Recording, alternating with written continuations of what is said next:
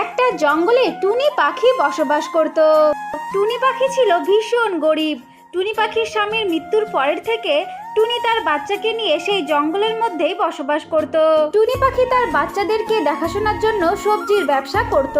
এই বছর টুনি পাখি তার ক্ষেতের মধ্যে বেগুনের চাষ করেছিল।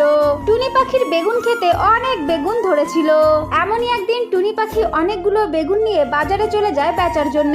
আরে বেগুন নিয়ে যাও, বেগুন খুব সস্তায় দিচ্ছি, বেগুন খুব ভালো ভালো বেগুন নিয়ে যাও নিয়ে যাও। কিছুক্ষণের মধ্যেই টুনি পাখির সমস্ত বেগুনগুলোই বিক্রি হয়ে যায়, শুধুমাত্র একটা বেগুনই পড়ে থাকে।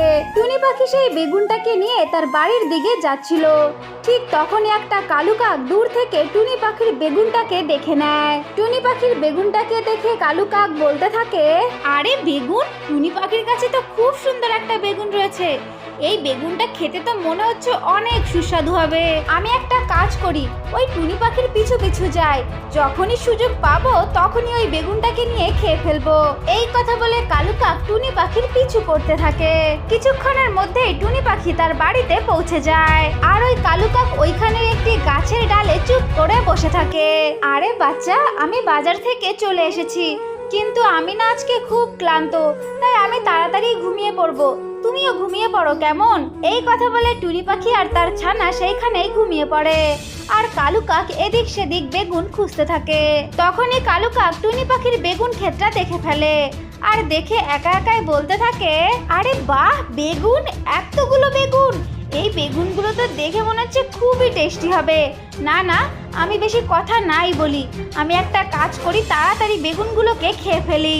এই কথা বলে কালু কাক ওই বেগুন ক্ষেতের থেকে অনেকগুলো বেগুন খেতে থাকে।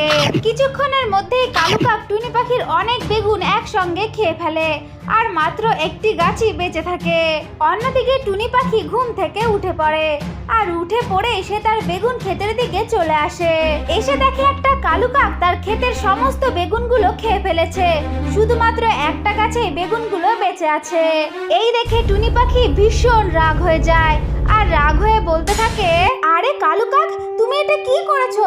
তুমি আমার ক্ষেতের সমস্ত বেগুনগুলো খেয়ে ফেলেছো। এখন আমি বাজারে কি বিক্রি করব বলো তো?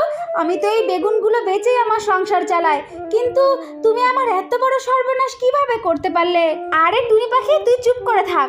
আমি তোর ক্ষেতের বেগুন খেয়েছি, বেশ করেছি। এখন তুই কি করবি? তুই কি আমাকে মারবি নাকি? হ্যাঁ? আরে কালু কাক, তুমি চুরি করেছো, আবার আমার মুখে মুখে তর্ক করছো?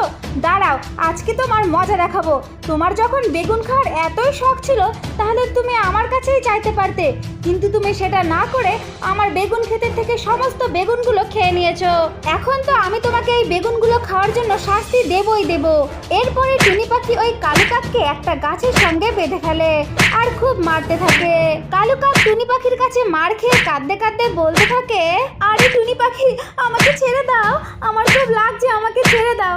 আমি আর এখানে কখনো আসবো না, আমি এখান থেকে চিরদিনের মতো চলে যাব। এরপরে টুনি পাখি ওই কালু কাককে ছেড়ে দেয়। আর ওই কালু কাক ছাড়া পেতেই সেইখান থেকে চিরদিনের মতো চলে যায়। এরপরে টুনি পাখি আবার তার ক্ষেতে বেগুনের চাষ করে। আর তার ক্ষেতে অনেক বেগুন হয়। এরপরে টুনি পাখি তার বাচ্চাটাকে নিয়ে সুখে শান্তিতে ওই জঙ্গলের মধ্যে বসবাস করতে থাকে।